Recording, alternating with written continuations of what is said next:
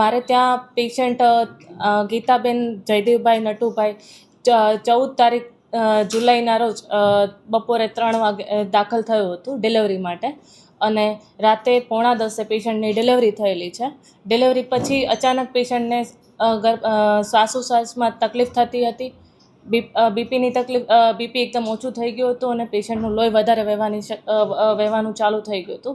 આથી તાત્કાલિક ધોરણે પેશન્ટને ઓપરેશન થિયેટરમાં લઈ જરૂરી પ્રોસિજર કરી અને લોહી બંધ કરવાની કોશિશ કરવામાં આવેલ છે. આ દરમિયાન પેશન્ટને જે શ્વાસોચ્છ્વાસમાં તે તકલીફ થઈ હતી એના માટે એનેસ્થેટિક ડૉક્ટરો અને બીપી જે ઓછું થયું હતું એના માટે ફિઝિશિયનને તાત્કાલિક કન્સલ્ટ કરવામાં આવેલ છે, અને સંજોગ બંને 3 ટીમ સાથે પેશન્ટને પ્રોપરલી મેનેજ કરવામાં આવેલ છે. જ્યારે પેશન્ટનું નોર્મલ ડિલિવરી થઈ ગયા પછી અચાનક બીપી ઓછું થઈ ગયું અને એના જે લોહી એકદમ વહેવા માંડ્યું, એટલે એ ટાઈમે પેશન્ટનો ઓલમોસ્ટ શ્વાસમાં તકલીફ પડવા માંડી હતી, તો એને વેન્ટિલેટર સપોર્ટ પર રાખવું પડ્યું હતું.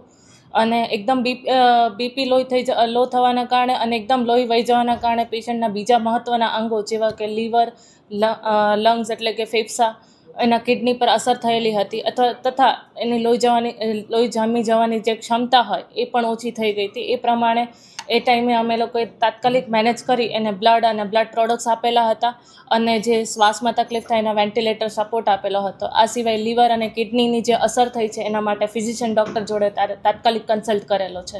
અગર જો પેશન્ટનું તાત્કાલિક ડિસિઝન ના લેવામાં આવ્યું હોત તો પેશન્ટના કદાચ વધારે લોહી વહી જવાની શક્યતા રહે, અને અચાનક ખબર પણ ના પડે અને થોડા જ પળોમાં એનું બીપી લો થઈને એને મૃત્યુ થવાની શક્યતા વધી જઈ શકે છે, અથવા તો ઓર ક્રિટિકલ થઈ શકે છે. આવી પેશન્ટ મતલબ તમે 30-40 પેશન્ટ જુઓ ત્યારે અચાનક પીપીએચ છે કે અચાનક લોહી વહી જવાનું શક્યતા હોય, એકાદું પેશન્ટ જે નોર્મલ હોય અને અચાનક પીપીએચ થવાની શક્યતા જોવા મળતી હોય. અરાઉન્ડ 15-20 લોકોએ એક સાથે મેનેજ કરેલું છે આ પેશન્ટ. તેમાં ગાયનેકની ટીમ પણ આવે છે, એનેસ્થેટિસ્ટની ટીમ પણ આવે છે, ફિઝિશિયનની ટીમ પણ આવે છે. ક્રિટિકલ કેરવાળો જે પાર્ટ છે ફિઝિશિયનવાળાએ મેનેજ કરેલો છે. અરાઉન્ડ જો પેશન્ટનો આઈસીયુ સ્ટે ગણીએ, ઓપરેશન થિયેટરમાં જે મેનેજ કર્યો એ સાથે એનો 8-10 લાખનો ખર્ચો આવવાની થોડી શક્યતા છે પેશન્ટ, જે સેસ્કે સ્કીમ સાથે કરવામાં આવેલું છે.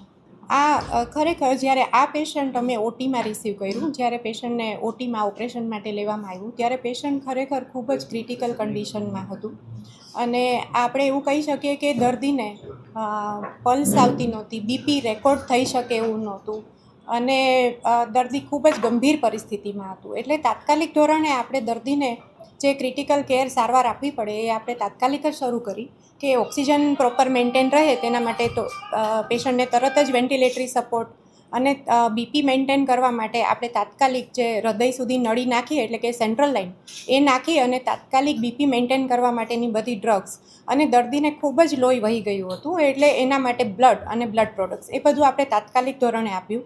અને સાયમલ્ટેનિયસ ગાયનેકોલોજીસ્ટ દ્વારા જે ઓપરેશન માટેનું જે મેનેજમેન્ટ કરવામાં આવે એ એમનો પાર્ટ છે એ લોકો સંભાળતા હતા, અને સાથે સાથે આપણે પેશન્ટના વાઇટલ કન્ડિશન જે મેન્ટેન કરવાનું હોય એ આપણે એનેસ્થેશિયા દ્વારા સંભાળવામાં આવતું હતું. અને આ જે સમય છે કે જ્યારે વાઇટલ્સ ઓર્ગન્સ છે એને લોહીનું સર્ક્યુલેશન એ બરાબર મળતું રહે એ સમય સાચવવો ખૂબ જ જરૂરી છે, અને લકીલી અમે એ સાચવી પણ શક્યા અને પેશન્ટે રિસ્પોન્સ પણ આપ્યો. અને આ જે ઓપરેશન પૂરું થઈ ગયા પછી પેશન્ટને આઈસીયુમાં આપણે 2 દિવસ માટે ઓબ્સ્ટેટિક આઈસીયુમાં રાખવામાં આવ્યું, અને ત્યાર પછી મેડિસિન વિભાગમાં કમ્બાઇન્ડ કેરમાં ટ્રાન્સફર કરવામાં આવ્યું, અને combined management of medicine department, anaesthesia department અને ગાયનેક ડિપાર્ટમેન્ટના સહયોગથી આપણે આ પેશન્ટને પ્રોપર સારવાર આપી શક્યા છે, અને લકીલી પેશન્ટે રિસ્પોન્સ પણ આપ્યો છે, અને આવા પેશન્ટ જે રિસ્પોન્સ આપે છે એ જ અમને સારું કામ કરવા માટેનો ઉત્સાહ પણ આપે છે. ગીતાબેન પેશન્ટને અમે 15 તારીખે રેફરન્સ ફર્સ્ટ ટાઈમ જોયો, મેડમના કોલ આવ્યો ત્યારે કે પેશન્ટની હાલત બહુ ગંભીર હતી, લોહી બહુ વહી જવાથી બ્લડ પ્રેશરનું મળતું નહોતું, હૃદયના ધબકારા સાવ ઓછા થયેલા હતા. એટલે પછી ત્યાં ઓબ્સ્ટેટિક આઈસીયુ ઝરાણા બિલ્ડિંગમાં કમ્બાઇન્ડ મેનેજ કર્યું. 2 દિવસ ત્યાં મેનેજ કરવા ખાતે પછી પેશન્ટની કન્ડિશન બગડતી ગઈ, કિડનીમાં ડેમેજ થતી ગયું છે, લીવર ફંક્શન ડિરેન્જ થતા ગયા છે, એટલે આપણે એમઆઈસીયુમાં શિફ્ટ કરવાનો અમને કીધું, અને પછી એમઆઈસીયુમાં શિફ્ટ કરાવી કમ્બાઇન્ડ મેનેજમેન્ટમાં આપણે તે પેશન્ટને મેનેજ કર્યું છે. સૌથી પહેલાં તો પેશન્ટની કિડનીઝ ડેમેજ થતી હતી એટલે આપણે ડાયાલિસિસ ચાલુ કરાવ્યું. એમાં ઘણા ચેલેન્જીસ હતા, જેમ કે બીપીનું ઓછું હતું.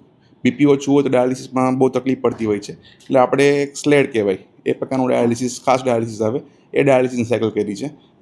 લીવર માટે આપણે અમુક ઇન્જેક્શન જે છે એ આપણે બધા ભારે ઇન્જેક્શન જે છે એ બધા આપણે મંગાવીને પેશન્ટને ટ્રીટમેન્ટ કરી છે. અને ખાસ બ્લડ પ્રોડક્ટ્સમાં આપણે એટલા આપેલા છે. ને એ દરમિયાન પેશન્ટ વેન્ટિલેટરી સપોર્ટ ઉપર જ હતું. વેન્ટિલેટરી સપોર્ટ દરમિયાન પણ પેશન્ટને ઘણા કોમ્પ્લિકેશન થવાના ચાન્સીસ હોય છે, જેમ કે વેન્ટિલેટરના કારણે નિમોનિયા થઈ જતો હોય છે, બેડ સોર થતું હોય છે. એ પણ બધું આપણે સાયમલ્ટેનિયસલી મેનેજ કરતા ગયા. અને ટોટલ આપણે 9 સાયકલ ડાયાલિસિસના કર્યા બાદ પેશન્ટની કિડની, લીવર માટેના ખાસ ઇન્જેક્શન્સ અને ચેપ, જે લંગ્સમાં ચેપ હતો વેન્ટિલેટરી સપોર્ટ માટે, અને ભારે એન્ટીબાયોટિક્સ આપી અને પેશન્ટને આપણે લકીલી આપણે બચાવી શક્યા છીએ.